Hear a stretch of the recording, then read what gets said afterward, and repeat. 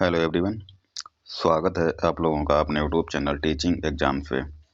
आज इस वीडियो में हम लोग मॉडर्न हिस्ट्री के क्वेश्चंस को कवर करें। मॉडर्न हिस्ट्री, ठीक है। जैसे आज की वीडियो इंपॉर्टेंट होने वाली है। जो भी हमारे चैनल पे नए विजिट किए हैं, चैनल को सब्सक्राइब कर लें, ठीक है। और वीडियो अगर पसंद आए तो वीडियो को लाइक करें, शेयर करें। और अगर आपने हमारी पिछली लास्ट वीडियो नहीं देखी है तो जाके प्ले लिस्ट में देख सकते हैं, जाके सारे PYQ हैं। PYQ अभी तक जो भी BPSC ने एग्ज़ाम कंडक्ट कराए हैं, TRE के अलावा भी जो भी बिहार में एग्ज़ाम होते हैं, उनके सारे क्वेश्चंस आपको हमारे क्लास में देखने को मिलते हैं। तो अगर आपने पिछली वीडियो नहीं देखी है तो पिछली वीडियो देखना चाहिए आपको। 4.0 के लिए जो भी तैयारी कर रहे हैं उनके लिए काफ़ी इम्पोर्टेंट क्वेश्चन हैं, उनके लिए काफ़ी हेल्पफुल होंगे। तो आज की क्लास को स्टार्ट करते हैं। और जो भी चैनल पे नए विजिट किए हैं, प्लीज़ चैनल को सब्सक्राइब करें। वीडियो अगर पसंद आए तो वीडियो को लाइक भी करें। इसके अलावा इस वीडियो का जो PDF है, आपको टेलीग्राम ज्वाइन करना है हमारा टेलीग्राम। वहाँ पे वीडियो की PDF को डाल दिया जाता है और इसका जो लिंक है आपको हमारे डिस्क्रिप्शन में देखने को मिल जाएगा, ठीक है।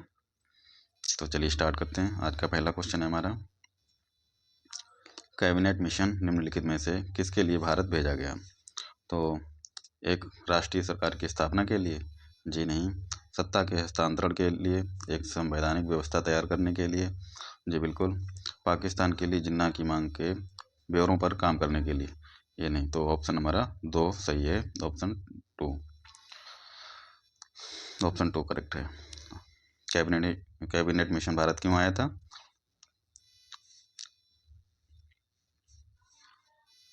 सबसे पहला क्वेश्चन बनता है हमारा, कैबिनेट मिशन भारत में कब आया था?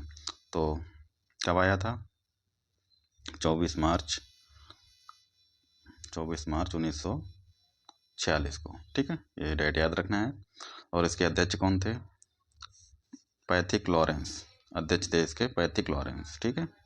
Pethick Lawrence. और इसके अलावा भी 2 सदस्य थे, तो जिनका नाम पूछा जाता है अक्सर, स्टैफोर्ड क्रिप्स और इसके अलावा A.V. अलेक्जेंडर। तो ये तीन लोग कैबिनेट मिशन में शामिल थे। अध्यक्ष थे पैथिक लॉरेंस और दूसरे जो सहयोगी थे स्ट्रैफोर्ड क्रिप्स और A.V. अलेक्जेंडर, ठीक है, को भारत में सत्ता के हस्तांतरण के लिए संवैधानिक व्यवस्था तैयार करने के लिए भेजा गया था। हमारा अगला क्वेश्चन है, कैबिनेट मिशन की अध्यक्षता किसके द्वारा की गई? तो कैबिनेट मिशन के अध्यक्ष कौन थे? सर पैथिक लॉरेंस है इनका पूरा नाम, ठीक है। अगला क्वेश्चन देखते हैं। क्वेश्चन है, कैबिनेट मिशन भारत में कब आया? तो कब आया था ये? 24 मार्च 1946 को। तो ऐसी कोई डेट नहीं दे रखी है, तो हमारा ऑप्शन हो जाएगा E, उपरोक्त में से कोई नहीं। कब आया था? 24 मार्च 1940 को। डिटेल देखें तो कैबिनेट मिशन 24 मार्च 1946 को दिल्ली आया। इसके अध्यक्ष जो थे लॉर्ड पैथिक लॉरेंस थे, ठीक है, और ये भारत के सचिव थे। और इसके अलावा अन्य 2 सदस्य थे, वो क्या नाम है इनका? स्टैफोर्ड क्रिप्स, ये अध्यक्ष थे बोर्ड ऑफ ट्रेड के। और इसके अलावा A.V. अलेक्जेंडर, ये थे नौसेना मंत्री, ठीक है। अगला क्वेश्चन है हमारा, इनमें से कौन 1946 ईस्वी में भारत भेजे गए कैबिनेट मिशन का एक सदस्य नहीं था? तो 3 लोग सदस्य थे। कौन कौन से थे? लॉर्ड पैथिक लॉरेंस थे, स्टैफोर्ड क्रिप्स थे, A.V. अलेक्जेंडर भी थे, लेकिन रैमजे मैकडोनाल्ड नहीं थे। तो जो नहीं थे वही हमारा आंसर है, क्योंकि नहीं पूछा गया है। तो ऑप्शन हमारा B करेक्ट हो जाएगा, ठीक है। अगला क्वेश्चन है हमारा, इनमें से कौन कैबिनेट मिशन के सदस्य नहीं थे? फिर से क्वेश्चन रिपीट हुआ। ये देखो 2017 में पूछा गया है। पैथिक लॉरेंस थे, स्टैफोर्ड क्रिप्स थे, A.V. अलेक्जेंडर थे तो लेकिन बेवेल नहीं थे, ठीक है। नेक्स्ट क्वेश्चन है हमारा, इनमें से कौन कैबिनेट मिशन के सदस्य नहीं थे? देखो एक ही क्वेश्चन कितनी बार रिपीट हो रहा है, 2023 में भी पूछा गया है। तो ये अलेक्जेंडर लॉरेंस ये भी थे, लेकिन जे एंड्रयू नहीं थे। तो ऑप्शन ए हमारा करेक्ट आंसर हो जाएगा। अगला क्वेश्चन है हमारा, वह कौन सा कांग्रेस अध्यक्ष था जिसने क्रिप्स मिशन व लॉर्ड वेवेल दोनों से वार्ताएं की? तो ये कौन थे? अबुल कलाम आज़ाद थे।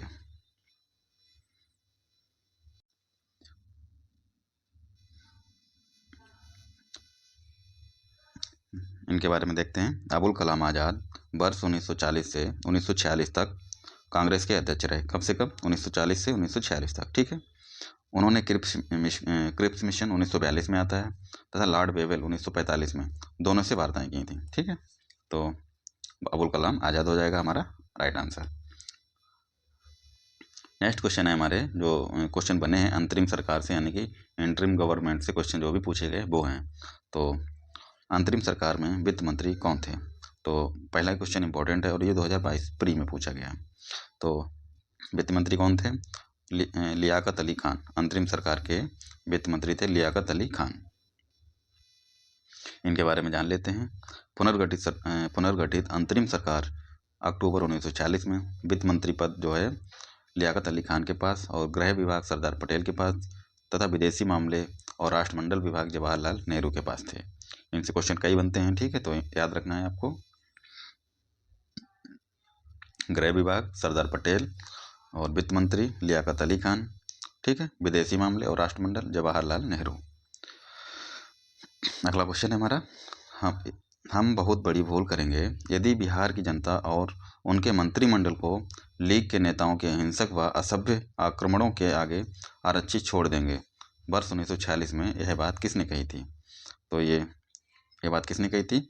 ऑप्शन डी हमारा करेक्ट है, सरदार पटेल ने। अगला क्वेश्चन है हमारा, वर्ष 1946 में बनी अंतरिम सरकार में राजेंद्र प्रसाद के पास कौन सा विभाग था? तो राजेंद्र प्रसाद के पास में कौन सा विभाग था? खाद्य एवं कृषि मंत्री। देखिए, 1946 में बनी अंतिम सरकार में राजेंद्र प्रसाद के पास खाद्य एवं कृषि विभाग, बलदेव सिंह के पास रक्षा विभाग था, और वल्लभ भाई पटेल के पास गृह विभाग था, ठीक है। तो राजेंद्र प्रसाद के पास कृषि विभाग, एग्रीकल्चर, बलदेव सिंह के पास रक्षा विभाग, और वल्लभ भाई पटेल के पास गृह मंत्रालय, ठीक है। इंपॉर्टेंट है, याद रखना है आपको। वर्ष 1946 में बनी अंतरिम सरकार में डॉक्टर राजेंद्र प्रसाद के पास कौन सा विभाग था? क्या इनके पास रक्षा विभाग था या गृह विभाग था? ये दोनों ही नहीं थे। अगला ऑप्शन क्या है देखते हैं। तो इनके पास खाद्य एवं कृषि विभाग था, ठीक है। तो ऑप्शन सी करेक्ट हो जाएगा। अगला क्वेश्चन है हमारा, 1946 ईस्वी में गठित अंतरिम सरकार के मंत्रिमंडल में श्रम विभाग किसे सौंपा गया? तो श्रम विभाग किसको दिया गया था? जगजीवन राम को। नेक्स्ट क्वेश्चन है हमारा, अच्छा इसका डिस्कशन देख लेते हैं थोड़ा। 1946 में बनी अंतरिम सरकार में श्रम विभाग बाबू जगजीवन राम को दिया गया था, ठीक है। बाबू जगजीवन राम श्रम विभाग 1946 अंतरिम सरकार में। और उसके अलावा राजेंद्र प्रसाद को खाद्य और कृषि विभाग दिया गया, सैयद अली जहीर को विधि विभाग, ठीक है, ये याद रखना है। और जो अगला क्वेश्चन है हमारा, ये देखो 2021 में पूछा गया है, ठीक है। राष्ट्रीय अंतरिम सरकार में रियासतों का विभाग किसे दिया गया था? तो ये रियासतों की बात करें तो सरदार वल्लभ भाई पटेल को, ठीक है। इनके पास सरदार वल्लभ भाई पटेल को अंतरिम सरकार में देशी रियासतें यानी कि राज्य विभाग, गृह सूचना विभाग, गृह मंत्रालय और सूचना एवं प्रसारण विभाग भी दिया गया था, ठीक है।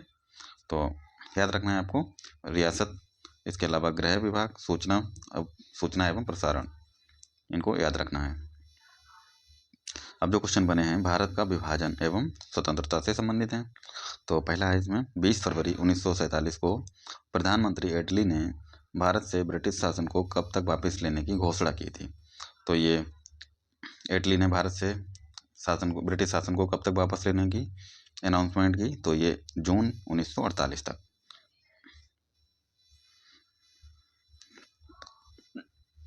अगला क्वेश्चन है हमारा, इंग्लैंड में लॉर्ड्स के सदन में भारतीय स्वतंत्रता विधेयक कब पारित हुआ था?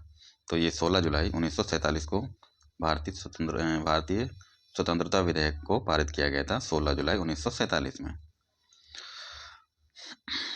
इसका डिटेल देखते हैं। माउंटबेटन योजना के आधार पर ही 4 जुलाई 1947 को ब्रिटिश संसद में भारतीय स्वतंत्रता विधेयक पेश किया गया और 15 जुलाई 1947 को हाउस ऑफ कॉमन्स द्वारा, 16 जुलाई 1947 को हाउस ऑफ लॉर्ड्स द्वारा विधेयक को पारित किया गया।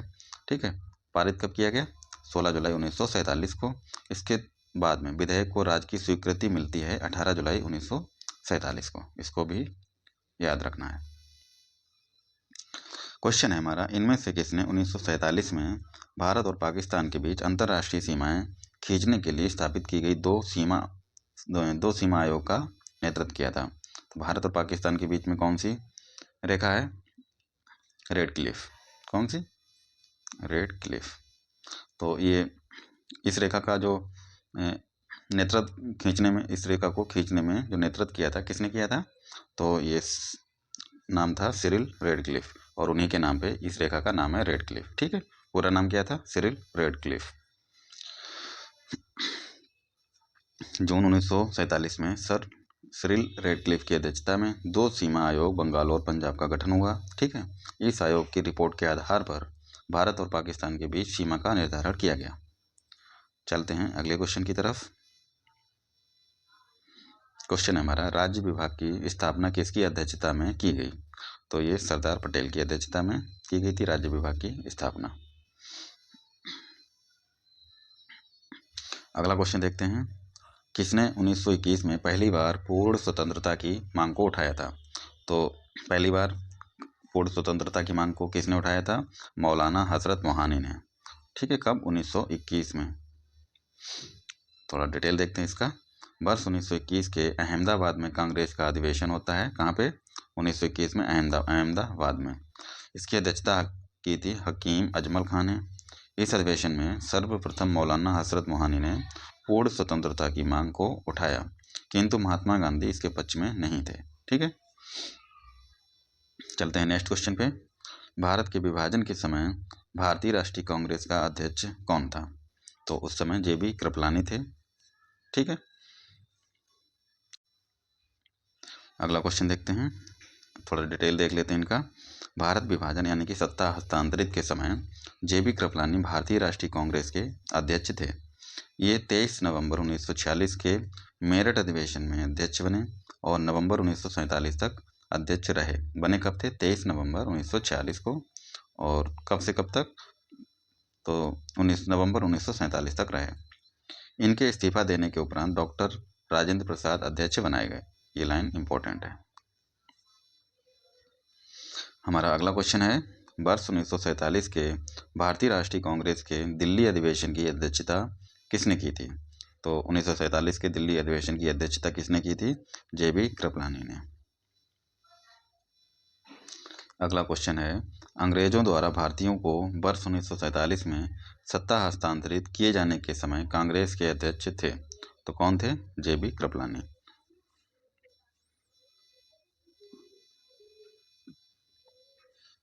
नेक्स्ट क्वेश्चन है, वर्ष 1947 में भारतीय राष्ट्रीय कांग्रेस के अध्यक्ष थे।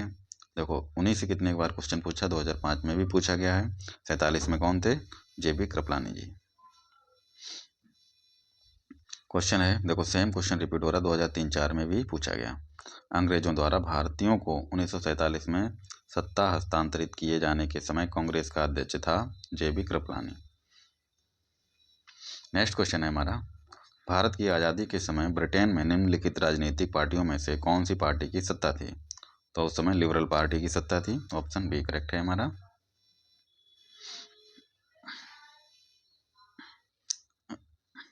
सॉरी, लिबरल नहीं, लेबर पार्टी की सत्ता थी। ठीक है, ऑप्शन डी लेबर, ना कि लिबरल। भारत की स्वतंत्रता के समय क्लीमेंट और एटली ब्रिटिश प्रधानमंत्री थे। कौन थे? क्लीमेंट और एटली। उनका कार्यकाल जो है 1945 व 1951 था। उस दौरान ब्रिटेन में लेबर पार्टी सत्ता में था। ब्रिटेन के प्रधानमंत्री क्लीमेंट एटली ने 20 फरवरी 1947 को हाउस ऑफ कॉमन्स में यह घोषणा की कि अंग्रेज जून 1948 के पहले, कब? 1948 जून 1948 के पहले ही उत्तरदायी लोगों को सत्ता हस्तांतरित करने के उपरांत भारत छोड़ देंगे। किसने की थी ये घोषणा? क्लीमेंट एटली ने। ठीक है, अगला क्वेश्चन है हमारा, स्वतंत्र भारत का अंतिम गवर्नर जनरल कौन था? तो ये सी राजगोपालाचारी थे। ऑप्शन ए हमारा राइट आंसर हो जाएगा। सी राजगोपालाचारी वर्ष 1948 से 50 के दौरान 48 से 50 के दौरान स्वतंत्र भारत के प्रथम भारतीय और अंतिम गवर्नर जनरल थे। इस पद पर वे 26 जनवरी 1950 तक रहे। वर्ष 1952 से 1954 तक वे मद्रास के मुख्यमंत्री रहे। वर्ष 1959 में विभिन्न मुद्दों पर कांग्रेसी नेताओं से मतभेद के कारण उन्होंने कांग्रेस छोड़कर स्वतंत्र पार्टी की स्थापना की, यानी कि स्वतंत्र पार्टी की का गठन किया। ठीक है, अगला क्वेश्चन है हमारा, स्वतंत्र भारत के पहले भारतीय गवर्नर जनरल कौन थे? तो ये सी राजगोपालाचारी हो जाएगा आंसर हमारा। अगला क्वेश्चन देखते हैं, भारत का संवैधानिक विकास, इससे संबंधित क्वेश्चन है। किस साल रेगुलेटिंग एक्ट पारित किया गया था? तो ये 1773 हो जाएगा। ऑप्शन सी हमारा करेक्ट आंसर। ब्रिटिश सरकार ने कंपनी में व्याप्त भ्रष्टाचार एवं कुप्रशासन को दूर करने के लिए 1773 ईस्वी का रेगुलेटिंग एक्ट पारित किया। इसके तहत मद्रास एवं बम्बई प्रेसिडेंटियों को कलकत्ता प्रेसिडेंटी के अधीन कर दिया गया था। बंगाल के गवर्नर को अब अंग्रेजी क्षेत्रों का गवर्नर जनरल कहा गया। बंगाल का प्रथम गवर्नर वारेन हेस्टिंग को बनाया गया था। रेगुलेटिंग एक्ट पारित किया गया तो 1773 में। ठीक है, अगला क्वेश्चन है हमारा, नागरिक सेवाओं के लिए प्रतियोगी परीक्षा प्रणाली को सिद्धांततः स्वीकार किया गया था। तो कब स्वीकार किया गया? 1853 को स्वीकार किया गया था। क्यों? नागरिक सेवाओं के लिए प्रतियोगी परीक्षा कराने के लिए। ठीक है,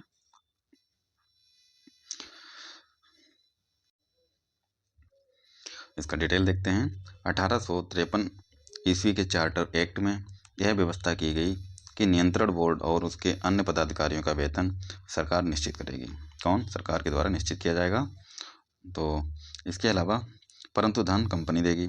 डायरेक्टर की संख्या 24 से घटाकर 18 कर दी गई। 6 क्राउन द्वारा मनोनीत किए जाने थे। इसमें प्रावधान था कि नियुक्तियां अब प्रतियोगी परीक्षाओं द्वारा की जाएंगी, जिसमें किसी प्रकार का भेदभाव नहीं किया जाएगा। अगला क्वेश्चन देखते हैं, मॉन्टेग्यू चेम्सफोर्ड की रिपोर्ट।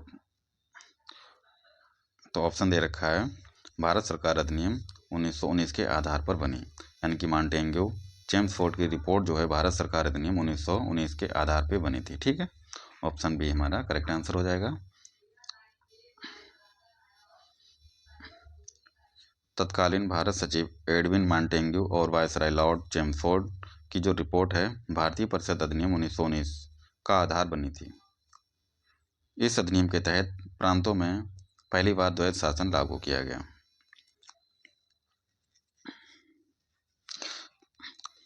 अगला क्वेश्चन है हमारा, निम्न में से किस अधिनियम में भारत में पृथक निर्वाचन मंडल का आरंभ हुआ?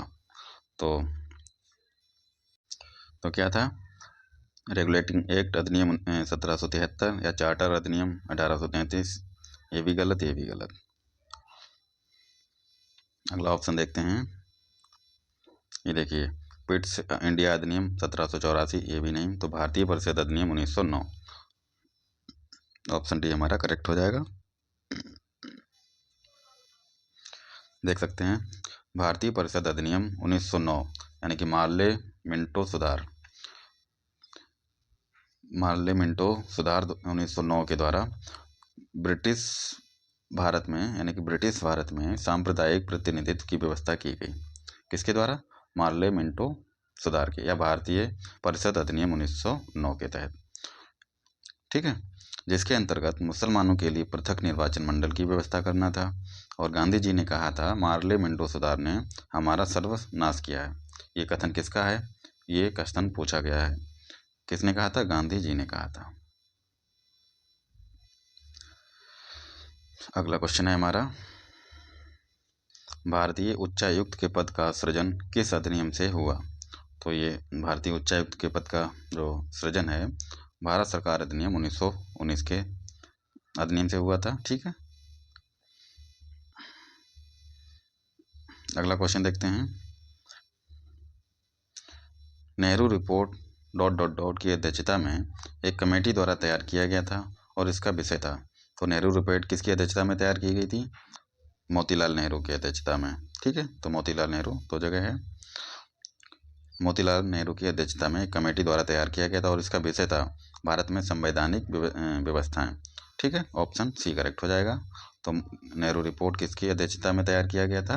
मोतीलाल नेहरू। और इसका विषय क्या था? भारत में संवैधानिक व्यवस्था। तो ऑप्शन सी हमारा करेक्ट आंसर हो जाएगा।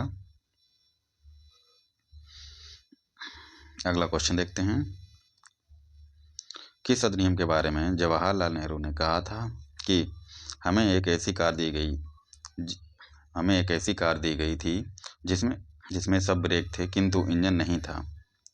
ठीक है, तो ऑप्शन डी 1935 का अधिनियम।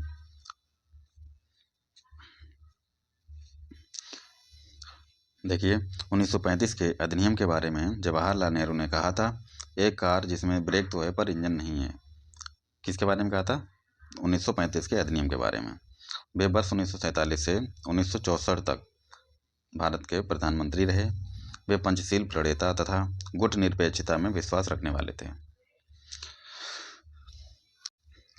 अगला क्वेश्चन देखते हैं। ब्रिटिश शासनकाल में संविधान के विकास में कौन सा कानून ऐतिहासिक नहीं था? तो ब्रिटिश शासनकाल में पूछ रहा है शासनकाल में संविधान के विकास में कौन सा कानून ऐतिहासिक नहीं था? Regulating act, charter act, regulating act 1773, charter act 1833, government of India act 1919, protection of civil rights act 1955। ये 1955 ये स्वतंत्र भारत की स्वतंत्रता के बाद में ये एक्ट आया था। ठीक है, protection of civil rights act 1955। तो ऑप्शन डी हमारा करेक्ट आंसर हो जाएगा। देख सकते हैं, भारत में ब्रिटिश शासन के दौरान ब्रिटिश सरकार के द्वारा रेगुलेटिंग एक्ट 1773, चार्टर एक्ट 1833 तथा गवर्नमेंट ऑफ इंडिया एक्ट 1919 पारित किया गया, जबकि protection of civil right act 1955 में भारतीय संसद द्वारा पारित किया गया था। ठीक है, चलते हैं अगले क्वेश्चन की तरफ। भारत सरकार अधिनियम 1935 को किसने गुलामी का चार्टर बताया? यानी कि भारत सरकार अधिनियम 1935 को गुलामी का चार्टर किसने बताया था? तो ये नेताजी सुभाष चंद्र बोस ने बताया था। ऑप्शन बी हमारा राइट आंसर हो जाएगा। ये देखो 2000 बीपीएससी टीआरई का क्वेश्चन है, टीआरई का है, तो 15/12/2023 और 11-12 में पूछा गया है। भारत सरकार अधिनियम 1935 को सुभाष चंद्र बोस ने गुलामी का चार्टर बताया। ठीक है, इस अधिनियम ने एक अखिल भारतीय संघ की स्थापना की जिसमें ब्रिटिश भारतीय प्रांत और भारतीय राज्य दोनों शामिल थे। इस अधिनियम के तहत केंद्रीय विधानमंडल द्विसदनीय था। अगला क्वेश्चन है, भारत सरकार अधिनियम 1935 में क्या समाप्त किया था? प्रांतीय द्वैध शासन व्यवस्था को। तो भारत सरकार अधिनियम 1935 के द्वारा क्या समाप्त किया गया? प्रांतीय द्वैध शासन व्यवस्था। ऑप्शन बी हमारा करेक्ट हो जाएगा। भारत सरकार अधिनियम 1935 ने प्रांतीय द्वैध शासन व्यवस्था समाप्त करके प्रांतीय स्वायत्तता लागू की। ठीक है, फलतः आरक्षित एवं हस्तांतरित विषयों में भेद समाप्त हो गया। कुछ आरक्षणों सहित प्रांतों में पूर्ण उत्तरदायी सरकार की स्थापना भी हो गई। ठीक है, अगला क्वेश्चन है हमारा, डॉक्टर राजेंद्र प्रसाद को संविधान सभा का सभापति चुना गया। कब बनाया गया था इनको? दिसंबर 1946 में। 9 दिसंबर 1940 को संविधान सभा की प्रथम बैठक की अध्यक्षता जो है किसने की? सच्चिदानंद सिन्हा ने, लेकिन ये अस्थायी अध्यक्ष थे। ठीक है, उसके अलावा 11 दिसंबर 1946 को संविधान सभा की दूसरी बैठक होती है और इसके अध्यक्ष कौन बनाए गए थे? डॉक्टर राजेंद्र प्रसाद, और ये स्थायी अध्यक्ष थे। ठीक है, स्थायी, और ये निर्विरोध चुने गए थे।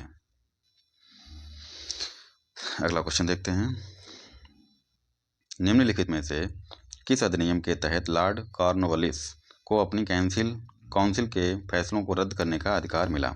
तो ये 1786 एक्ट के तहत। अगला क्वेश्चन है, पिट्स इंडिया एक्ट ब्रिटिश संसद द्वारा कब पारित किया गया था? तो ये 1784 ईस्वी में। अगला क्वेश्चन है, द्वैत शासन का जनक किसको माना जाता है? तो द्वैत शासन का जनक जो है सर लियोनिस कार्टिस को माना जाता है। ऑप्शन डी इसका करेक्ट हो जाएगा।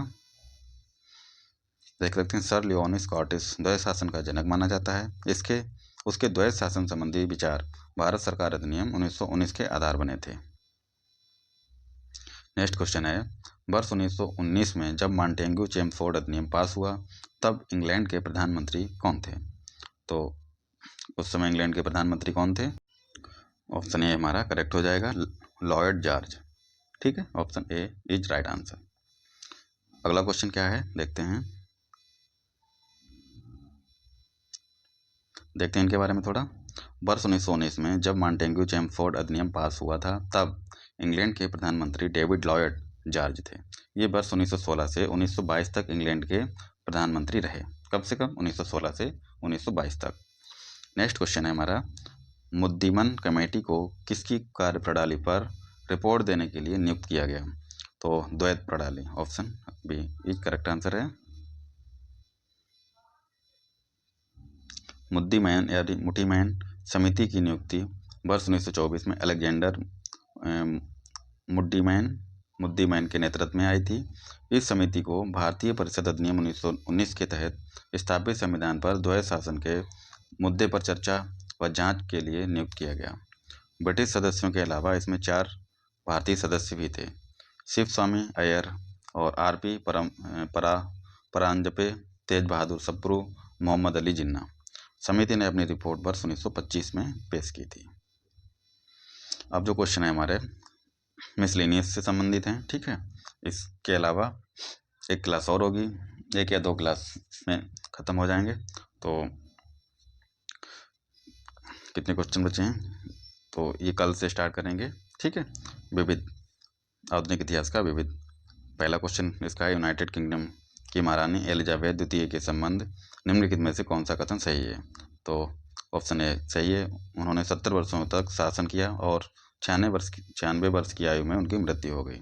ठीक है, तो कल से हम लोग आधुनिक इतिहास का जो विविध का पोर्शन है इसको कवर करेंगे। ठीक है, कोशिश करेंगे कल हिस्ट्री का जो पोर्शन है इसको कंप्लीट कर दिया जाए, और इसके अलावा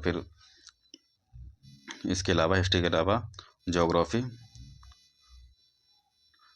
कवर करेंगे, और इसके साथ ही बायोलॉजी। ठीक है, बायोलॉजी, क्योंकि हिस्ट्री में जो है, हिस्ट्री में भी करीब 18 से 22-24 क्वेश्चन पूछे जाते हैं। ज्योग्राफी में भी 18, और ज्योग्राफी प्लस EVS मिला के 18 से 24 क्वेश्चन देखने को मिल जाते हैं। ठीक है, और बायोलॉजी में भी करीब 16 क्वेश्चन मिलते हैं। तो इन तीनों चीज़ों को पहले कवर करेंगे, फिर उसके बाद NCERT का जो नोट्स का जो महेश कुमार वर्डवाल की बुक है उसको डिस्कस करेंगे। ठीक है, बहुत ही इंपॉर्टेंट, बहुत ही अच्छी बुक है। आशा करते हैं आप लोगों के भी जब लेके आएंगे तो आप लोगों को पसंद आएगी। तो आशा करते हैं आप लोग पढ़ते रहिए, अच्छे से पढ़िए, समय कम है। ठीक है, मिलते हैं अगली नई वीडियो पे, तब तक के लिए पढ़ते रहिए, मुस्कुराते रहिए। जय हिंद, वंदे मातरम, धन्यवाद।